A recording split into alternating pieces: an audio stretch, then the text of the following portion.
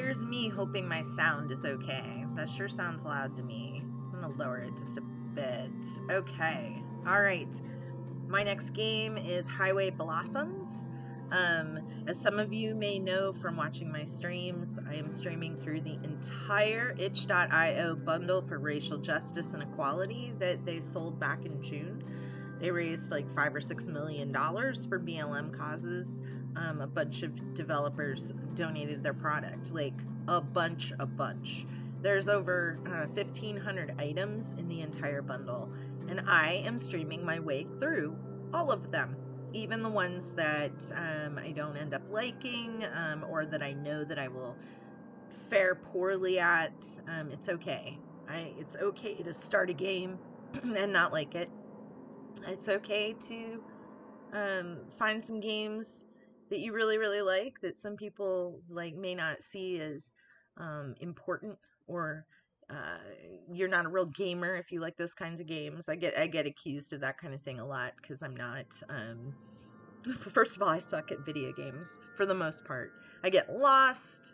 I don't aim well with guns.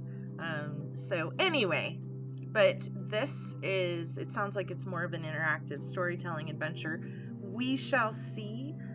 Sometimes I really like interactive storytelling, and sometimes I really don't.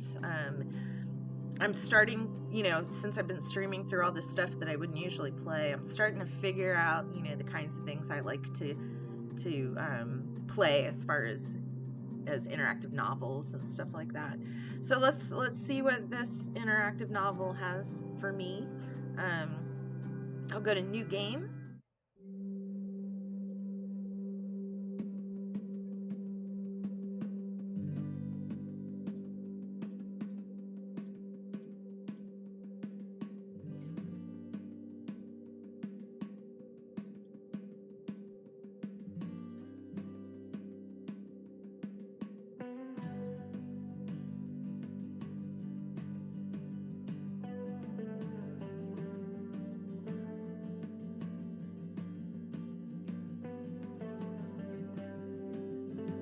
Well, I do like the production values here. This is pretty cool.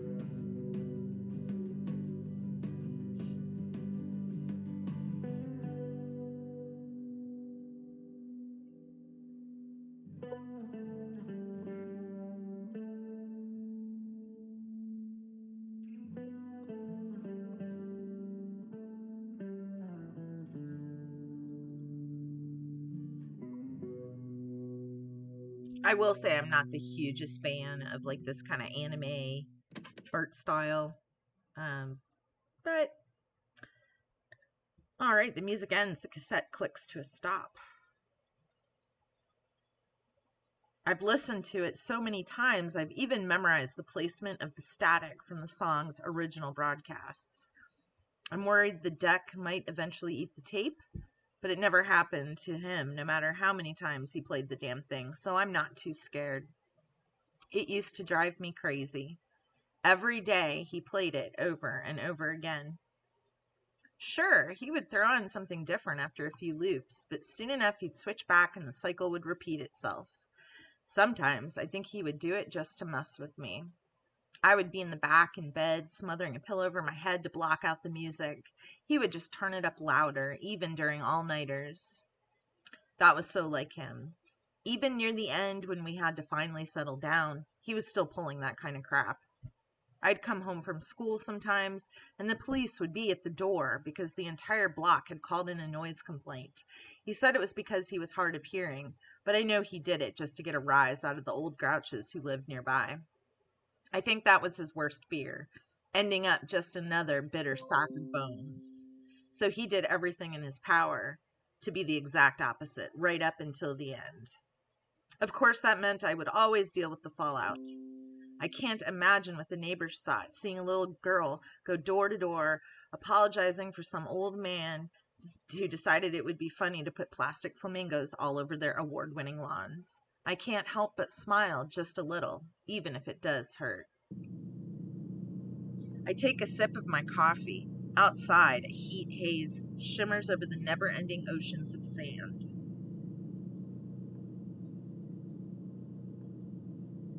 Sorry, I'm just making sure that I'm hearing everything as well.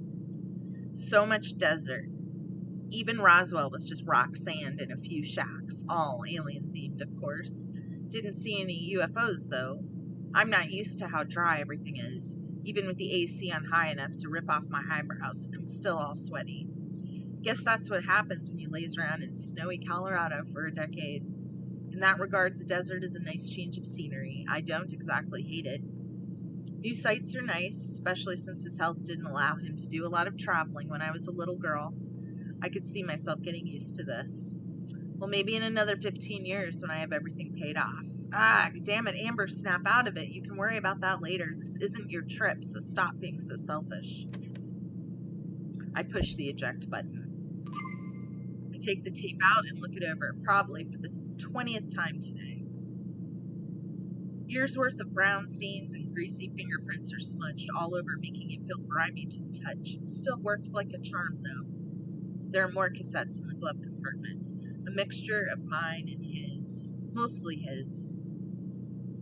I should just play one of those and get it over with. My hand gravitates toward the latch. It would be okay, right? No. I snatch my hand away from the latch and flip the tape over. Once again, I find myself staring. With a sigh, I stick it back into the deck. I reach towards the play button, taking another look to see if the road is still clear.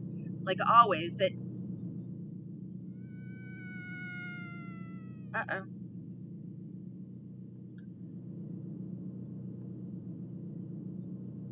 Isn't? I slam on the brakes, their shriek piercing my skull. A glance at my rearview mirror shows a girl cringing next to an ancient-looking car, covering her ears as I screech down the road. Making a U-turn in dubious legality, I pull up in front of her car, killing the motorhome's engine. I hop out and shield my eyes from the blazing New Mexico sun. Only now do I realize how precious the AC really is. It doesn't take more than several steps before the girl comes bouncing up to me with a look of relief. Oh my god, thank you, thank you, thank you! I was starting to think no one would ever stop. I was actually kind of enjoying this, and then they had to have voice acting that was basically anime. With each word, she gets a little closer until we're finally within touching distance of each other, her smiling face now filling my entire field of vision. Her bright auburn hair is done into a girlish side tail, glistening beneath specks of sweat. Standing out in the heat has made her round, pale cheeks a sun-kissed red, but she still looks put together, like the desert would sooner melt her than do any real damage to her looks. I almost feel embarrassed to be in front of someone who dresses so cutely, her frilly green top and skirt putting my red t-shirt and khakis to shame. It's all brought together by one thing, though. Her eyes.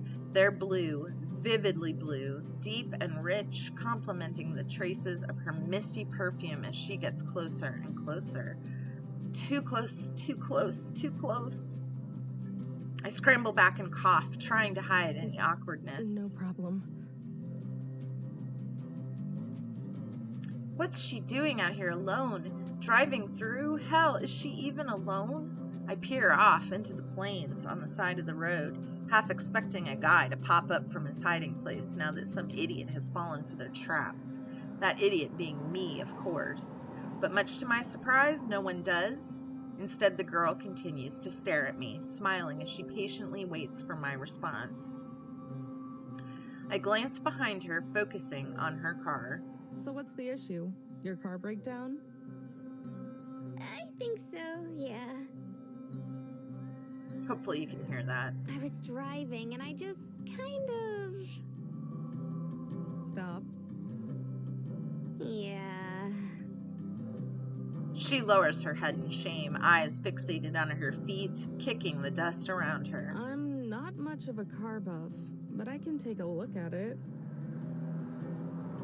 Her head pops back up and life returns to her eyes. Oh, wow! Could you? Yeah. Can't promise that I can do anything, but I can at least check it out. Amber's voice is much better than this little That'd be girl's great. voice. All Not little Alright, girl, excuse me. First things first, then. Ugh, anime. Look at her doing her cute little anime things. This thing looks even older than my motorhome. It was probably a nice car once upon a time, but with a dented grille, multiple scratches, and fadey murky green color, it's hard to believe such a cute girl was driving it. I slide into the fabric seat and start the ignition. I don't know too much about how this stuff works, just enough to keep the motorhome from giving out, but I can't imagine it's too significant of an issue. Probably just a dead battery or no gas. A single car passes by, cooling us with a refreshing gust of wind, sprinkled with dirt and sand. Is something wrong? Is this a joke? Oh no, did I break it? No. It's just out of gas. What? No way! Dad said I should have filled up before I left. Is she for real? Why is this girl in the middle of nowhere by herself? As if trying to force all the ideas into the center of her brain, the girl grabs her head and whines under her breath. Oh, man, and I didn't charge my phone either. What am I gonna do? I'd offer her mine, but I've never had a cell phone in my life. Seems like you'd have to be pretty absent-minded to forget that, though. She whines once more and turns to me. Hey, this might seem a little weird, Oh no. but could you take me somewhere nearby so I can get some gas? What do you know? She actually did it. How long did you say you've been stuck out here? I don't know. A few hours, maybe?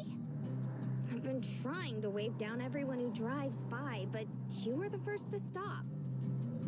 Hold on. Everyone? Yep. This heat must have fried her brain. Does she have any idea how dangerous that That's is? probably not a good idea, you know. She cocks her head to the side and gives me a look of genuine curiosity, like it wasn't obvious or something. Why? Well, you know. A cute young girl alone in the middle of the desert? It's just asking for trouble. But you're a cute young girl alone in the middle of a desert? What? Her comeback takes me off guard, and I turn away a little, avoiding eye contact. Yeah, but that's different. A smile returns to her face, the same bright one that she showed me when I first pulled over. I'm still avoiding eye contact, but she leans over to the direction I'm looking and continues to smile. So, do you think you can give me a ride? I don't know. Please! It shouldn't take very long. This girl, it's like she didn't even listen to what I said. Still, better me than some psycho. Besides, it's not like a small detour will make me late or I guess anything. it's fine. I'm not in too big of a rush anyway.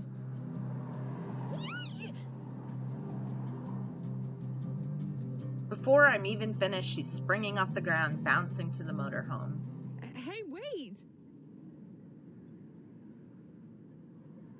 But it's already far too late, as she's somehow made her way into the motorhome before its owner, even finding the time to give me a small wave from the passenger seat.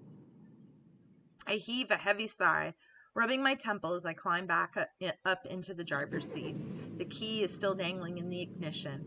I wrench it around and the motorhome roars to life, forcing a surprise squeak out of the girl. By the way, my name is Marina. Thank you so much for helping me out. Amber, don't mention it. Careful not to hit her car, I back the RV up and turn it around, sending us in my original direction. I reach for the play button on the cassette player, finally giving in to temptation, but Marina starts up again. Why aren't we going the other way? Wasn't there a station a little ways back? It was more than a little ways back.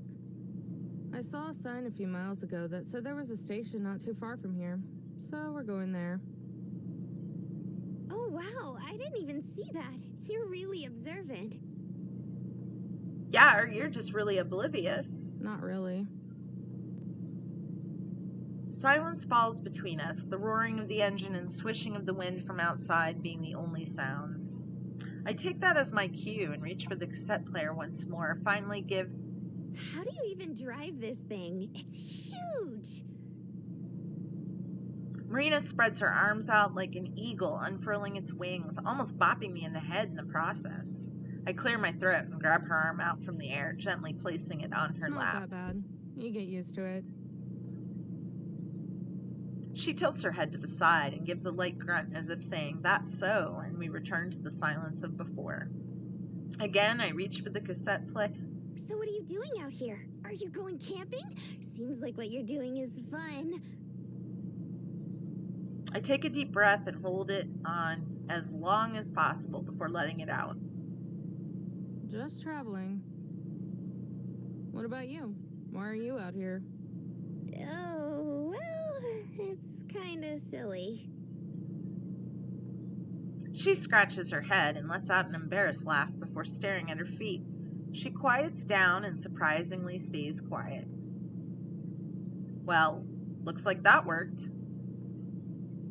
I reach for the cassette player one last time. I stop for a moment to look at the glove compartment, and then Marina, who looks lost in thought. Finally, I press play.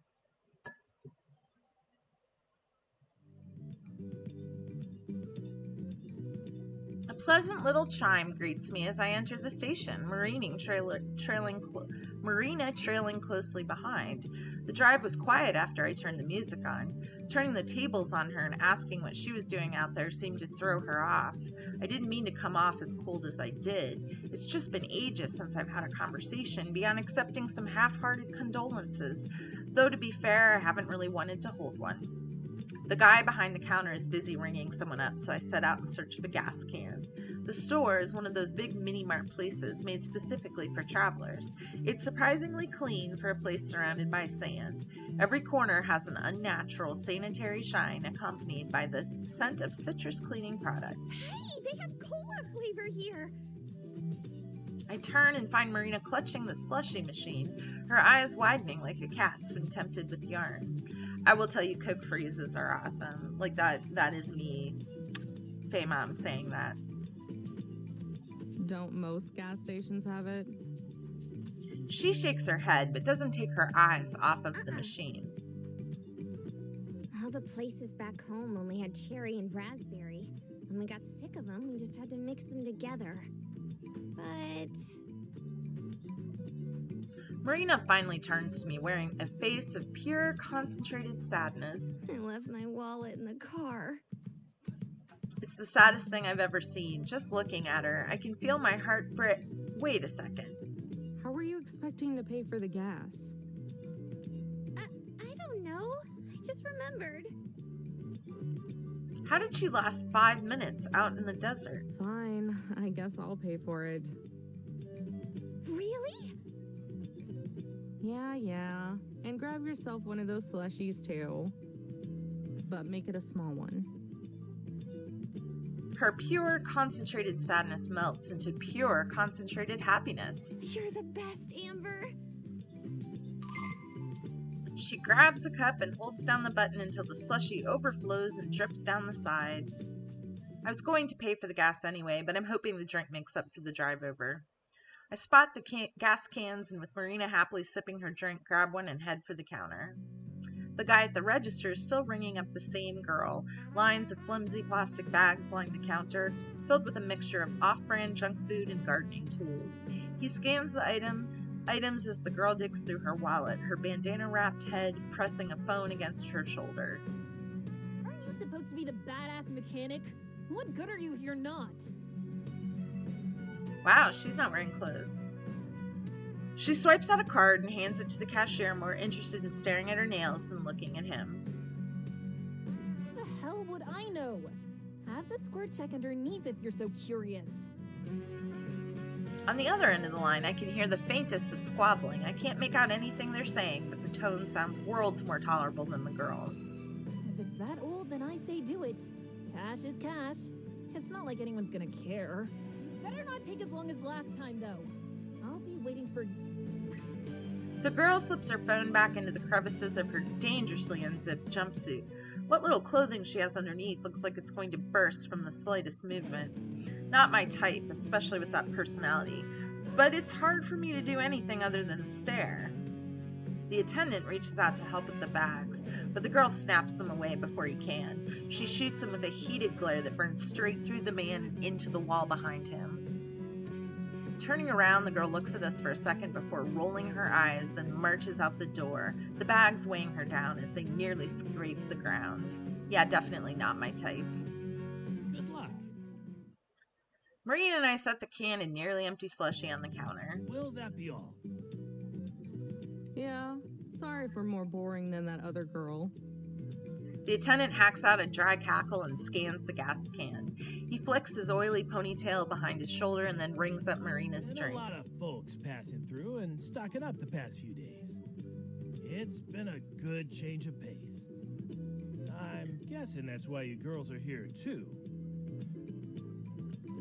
Marina eases in toward the counter, nudging herself tightly between me and a rack, her hands creeping over to the slushie. For what? I'm just heading out to California. If I don't end up driving myself insane first. You mean you don't know? The attendant freezes, forgetting about the scanner in his hand. Blinding red light beams from it onto my chest. About what? Why, the treasure. Ooh, there's treasure. Marina's hand stopped just shy of grabbing the cup. Treasure? The clerk's chubby face morphs into a grin. You telling me that you girls haven't heard of the treasure in the journal? I have. I frown. Embarrassed, Marina looks at the floor again, her cheeks flushing red. I guess she's always just this forward? Oh, well, I heard about it on the news. It's kind of why I drove down here. You drove out into the middle of the desert for treasure? Sorry, but you've lost me. Not just any treasure, Missy. The miner's treasure. He says it like that should clarify what he meant. I stare at him. He stares back. Marina sips the last dregs of her slushie. You honestly don't know. Not a clue. Are you gonna change that? A little feisty, ain't you? Not really. Just have stuff to do. Fair enough. A little while back, some folks were going through all the trash in their garage. As fate would have it, they came across an old journal.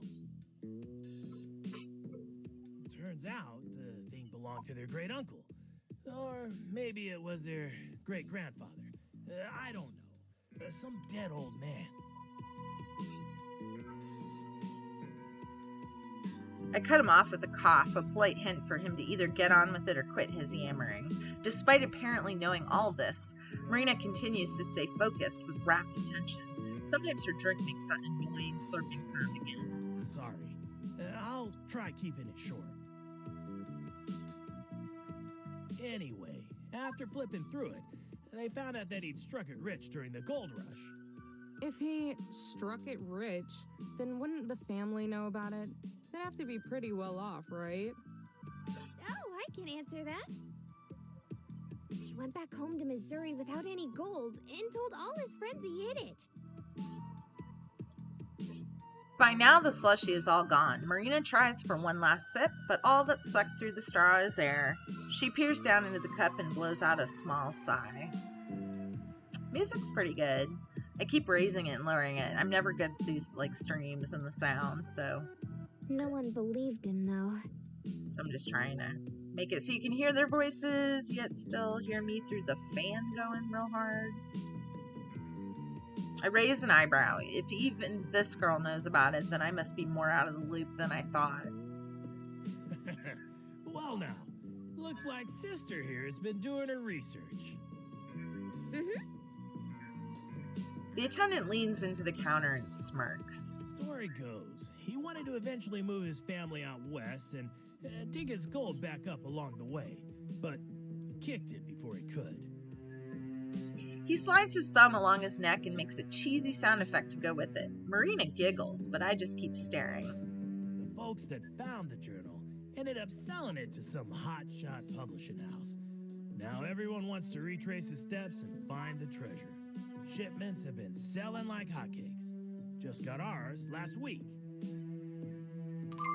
He points to a rack of identical books sitting by the door. A sign hanging above it reads, "Treasure of the Desert, a miner's journey. Take part in the new gold rush." Yeah, that'll stick in people's heads. And people are really buying into this? Sure are. I've worked here for over 20 years, and never have I seen this many people. Even the Banshee before you was here for some supplies and a journal. Sure, okay, this is a hoax if I've ever seen one. And where is this supposed treasure? No one knows. It's all scattered around the desert. They say the journal has hints to its whereabouts. Uh-huh. Marina, you said this is why you drove out here? Yep, that's right. But you don't really believe that treasure exists, do you? Sure I do. She pauses to think. At least, I want to.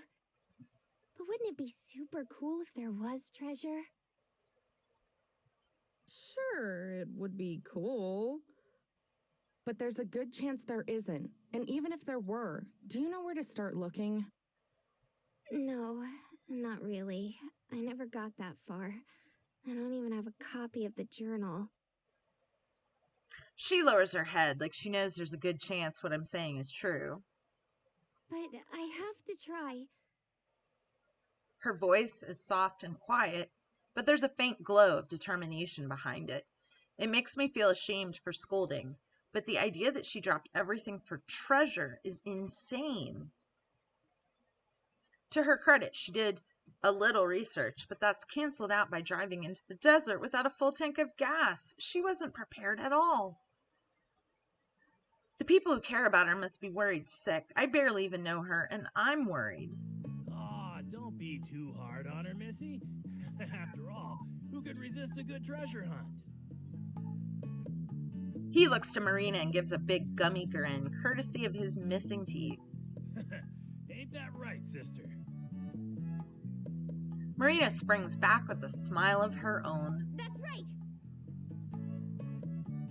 Rolling my eyes, I reach into my pocket and pass some crumpled bills to the clerk. Yeah, well, I'll believe it when I see it. He shrugs and stuffs the cash in the register, though now I'm just paying for the tank and an empty cup. I pocket the change. I give a casual wave from the exit. That should be a good enough thank you. Marina follows, though a bit more animated, waving her arm like a fan as she says goodbye. And sister? Yeah? You go ahead and take one of them journals. Ooh, we get a journal for Free free. of charge.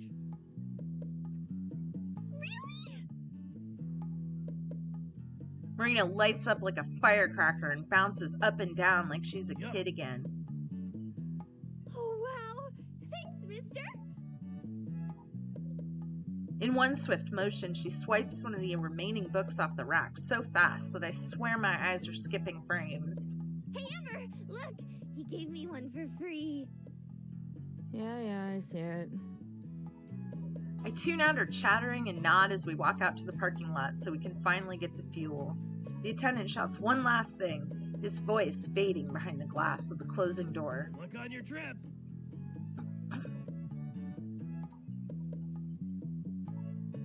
Desert people are weird.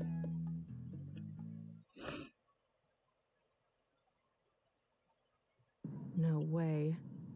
Maybe it's further up the road? I can't believe it. It's gone. We could have just passed it. We weren't even away that long. How can it be gone?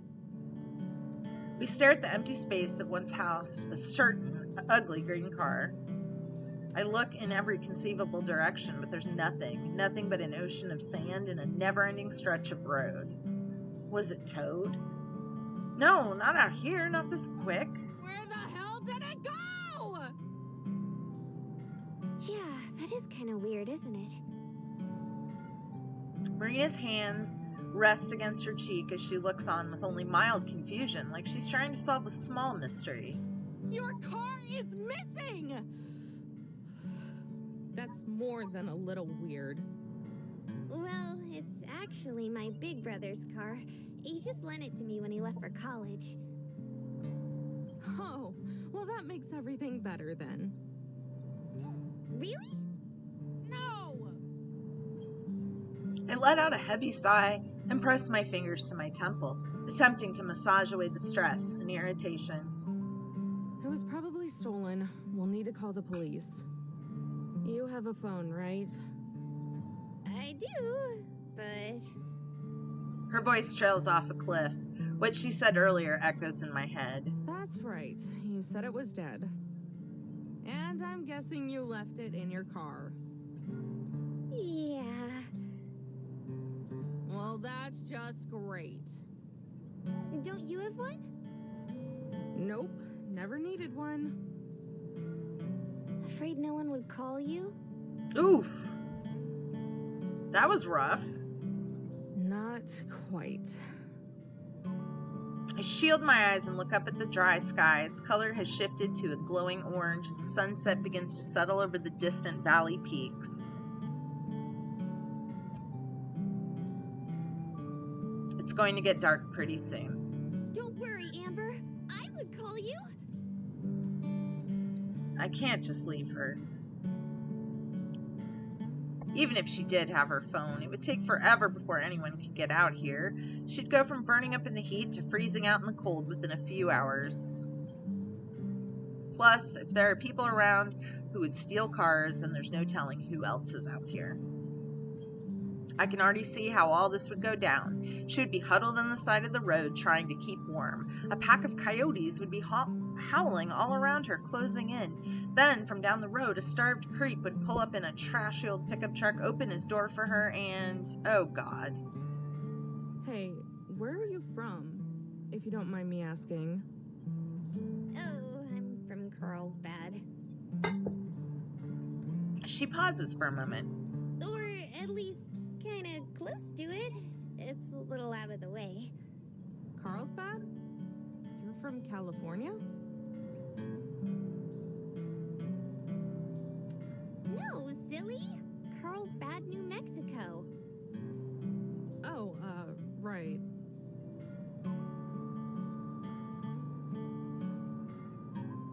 Had me going there for a second. How far is that? Maybe 2 hours from here?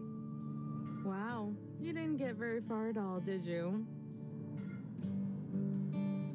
Marina lowers her head in shame.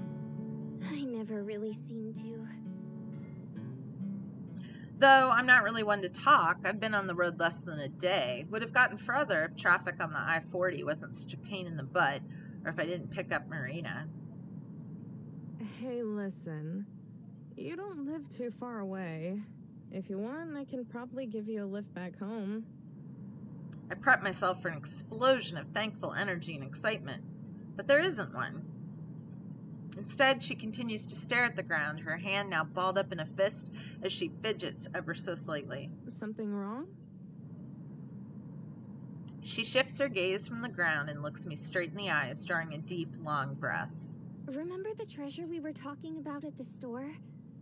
Yeah. I know it's a lot to ask, and you've already helped me out so much already. Oh, I wonder what I'm doing.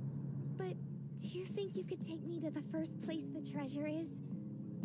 Huh? She wants to keep going, even after this entire disaster? The treasure! Could you take me to the first? I heard you the first time. It's just... you don't even know if this thing is real, but you've dropped everything to go look for it. And now you're asking me, someone you've just met out in the middle of the desert, to take you to it. Even though you don't know if it's real and you've just had your car stolen. Did I catch all that? Uh-huh. Shameless. I'm at a loss for words. How do I even respond to that? I try to recollect my thoughts, but only one word comes to mind. Why? Marina shrugs. Nothing more than that. She just shrugs. I take a look at her, a good look. Her wavy hair has been dried out by the hot desert air. Her face is red and drenched in sweat, probably close to melting off her makeup. Even her nice clothes are a little ruffled. But despite all that, this cute, peppy girl wants to keep pressing on. Even when most people would have just called it quits after the car broke down. Even out here all by herself. For all I know, she could be some weirdo out to mug me, and this is all some elaborate scheme. But she wants my help. My help. It's been a while since anyone has needed that. It's like an honor. Do I deserve that? Probably not. But she's still asking. Why should I say no? I don't have to be in California for another few weeks. And isn't that why I'm taking this trip? To see the sights? For him? She's a little excitable and even more naive, but maybe I need a little bit of that. It's a lot better than just being out here all by myself with nothing but the ghosts of my memories to keep me company, even if it's just for a little while. Why the hell not? Hop in. For real? Yeah, for real. But only until the first location. After that... The breath is forced out of me by the sharp impact of Marina tackling my stomach. A warm but damp sensation wraps itself tightly around me as dead weight snuggles up against my chest. Thank you, thank you, thank you, thank you, thank you! That's a little obnoxious, but What I am are actually you really doing? liking this story more than I thought I would. It's written really well. And the dialogue isn't like super crazy, just like dialogue for dialogue's sake. I'm hugging you, silly. Because sometimes that happens in these games. Like, there just seems to be dialogue after dialogue after dialogue. It doesn't really go anywhere, and it's like to establish character, and it's not really. But this is good. This is my cheeks grow warmer with each passing second. I try to wriggle my way out, but she stays latched on, her grip getting tighter and tighter. Marina, please. You're all sweaty. Sorry. I'm just super happy. She unlatches herself, letting me clear my throat and recollect myself. Anyway, let's get inside. I'm burning up out here. We clamber back inside the motorhome, leaving the dry hellishness behind. I turn the ignition and let the AC blast away the RV's stuffiness. Letting out breaths of sweet relief, Marina and I collapse back into our seats. So where's the first piece of the treasure? Well... You have no idea, do you? That's not true! The news said a part of it was somewhere here in New Mexico. Probably. I'm not surprised at all. Should have seen this coming. You have the journal? Yeah? She hands the cheap paperback book to me. The cover feels like it could fall apart at the turn of a page. The whole thing is fitting of its rustic design. I slide my thumb across the edges and flip through the pages. Thick forewords and passages commenting on the journal's historical significance skip past my eyes, most long enough to be their own book. Finally, a photocopied picture of one of the original entries appears, preserving the faded cursive lettering, the entire thing printed on the next page over. Crusting brown stains and wrinkles engraved the photo. Some of the writing has been scratched out too, like someone made mistakes and couldn't erase them. I hate to admit it, but for something that's probably a sham, the thing looks pretty authentic. With bounty and satisfaction in hand, I am now homeward bound, the perilous journey forthcoming. Through my unrivaled intellect and unmatched ambition, I have succeeded in accomplishing what many believed would no longer prove profitable. Of course, this only comes as a surprise to those around me, not myself. I had traveled this way on the trail with many others from the Missouri Territory, but as my typical characteristic success grew, I could sense the envious stares among my so-called peers. The danger eventually became so great that I wished to flee, but my companions left before I woke. For what reason, you may ask? I do not know. It is with this in mind that I have taken it upon myself to leave a note for one of my fellow prospectors and to borrow his steed so that I may one day return to settle with my family. But if this journey has taught me anything thus far, it is that jealous, conniving eyes are abundant, but Yeah, I'm not reading all this crap. Where should I actually start? Let's see. If he left California, lived in Missouri, and supposedly hid something in New Mexico, like Marina said, then what we're looking for is likely a later entry. Here we are. Alas, I've reached the final point of division in my travels. During my stay among the ruined sanctuary, the rogue native Lamasi had informed me of a landmark that was rich in the mythos of his people. Considered sacred, he said that the chance of the gold being discovered would be very slim. He referred to it as a winged rock, a monument erected towards the sky. After my previous detour, I have finally arrived. It is with much disbelief, I must say, my friend Lamasi was right. It is not just a monument erected toward the sky. It is a mountain, almost as if the Lord himself had struck up the earth among the sand. It is guarded by trails of rocks around it, all branching from the mother rock. On this journey, I've encountered many different sights, dangers, and yes, even an occasional friend. As I look upon the mountain before me, I am reminded once more that there are things bigger and greater than I. Although I am not yet rid of this cough, my soul has been humbled and removed of fatigue. I can think of no better place to store the last of my gold, and I anxiously await the day I return. What does it say? The gist of it is that it's near a big rock and a bunch of little rocks. That should narrow it down, right? Yeah, to the entire state of New Mexico. Marina gasps and lunges toward the journal, the muscles in her neck tensed and eyes wide with panic. That can't be the only thing he mentioned. There has to be more. I raise the journal high above me so she can't reach it, using my hand as a blockade against her head as she desperately tries to grasp for it. Sheesh, relax for a second. I actually have a pretty good idea of where it might be. Oh, do I? Okay. She settles down, still stiff with anxiety, nibbling on the tip of her thumb. I lower the book back down and read over the entry one more time, just to make sure. There's a part where he calls it a winged rock. Assuming my years of reading travel guides and brochures weren't totally useless, then I'm pretty sure that's a loose translation of what the Navajo used to call shiprock. There's a ship out in the desert? Whoa. I peer over the journal. Maria's imagination is going bonkers, her eyes alight as she tries to wrap her head around such a novelty even existing. How long have you lived in New Mexico? Marina swells up with pride, only to deflate like a balloon before speaking, instead choosing to blow a misplaced strand of hair out of the way. All my life. I sigh and slam the journal shut. It's a small mountain near the border of New Mexico and Utah that's vaguely shaped like a ship. Oh, okay. That makes way more sense. I'm surprised you haven't heard of it. Thing's a landmark. Yeah. But hey, at least I know now. Shrugging, I put away the journal and smirk. Misplaced as it might be, her cheeriness is a good mix-up from the norm. Do you think the treasure might be there? Don't know, but it's worth a shot. We don't have anything else to go on.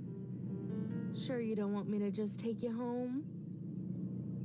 Marina hesitates for a moment, turning to the windshield as if to dodge the question with her No. eyes. I think I want to do this. All right then. I put the car in drive and look ahead. The sun has set, the blue shade of dusk rising up to take its place. I press down on the gas. Marina turns to me Let's and hit the smiles. road.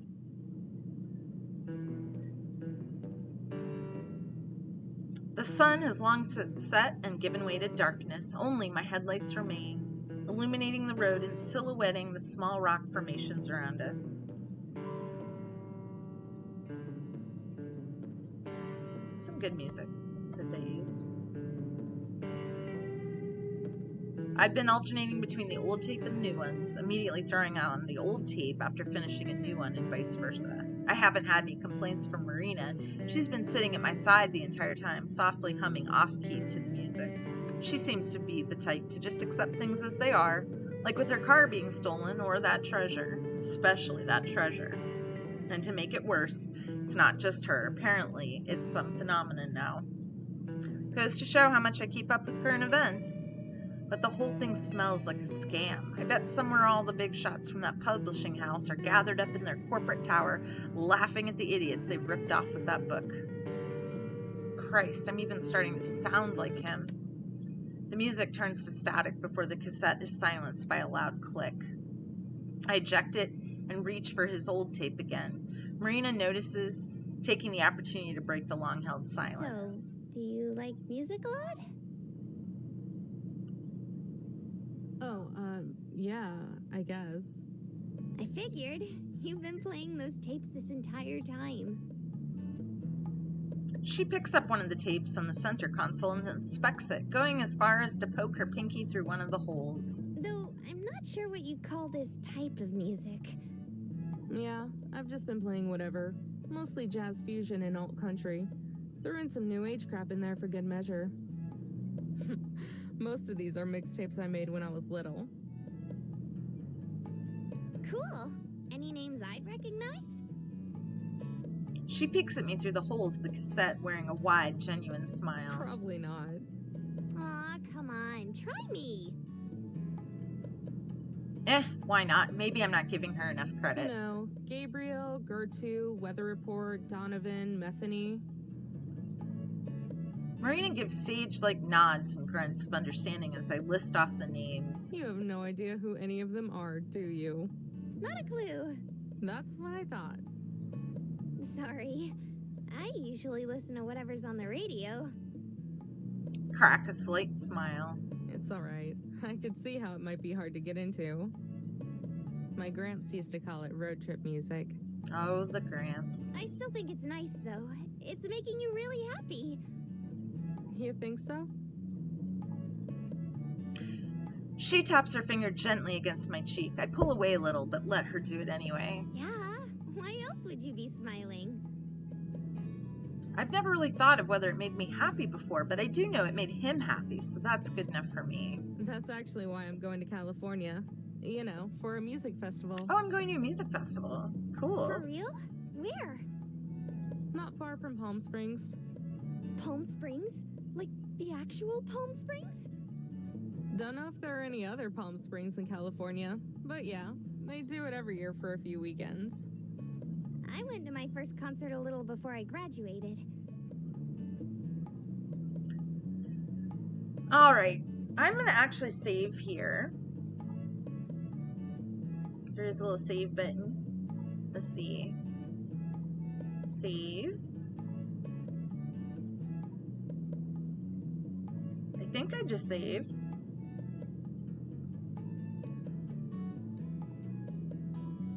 All right. I am going to be done. I actually have to go pick up my daughter from high school. And I actually don't mind this. It's not my usual kind of game that I'd play, and it's actually a pretty good storyline. At this point in time, I'm enjoying it. The voice acting, aside from the Marina's voice, is fine, and Marina's voice is fine too. I get it that it's a style, and like I've said, I'm not a big anime style fan. But yeah, I'm enjoying the story. So this is Desert Blossoms or Highway Blossoms. So if you've liked what you've seen so far, check out Highway Blossoms. I may finish this on my own at some point. Who knows? So all right, I hope everybody has a great day, and I'll see you for my next stream.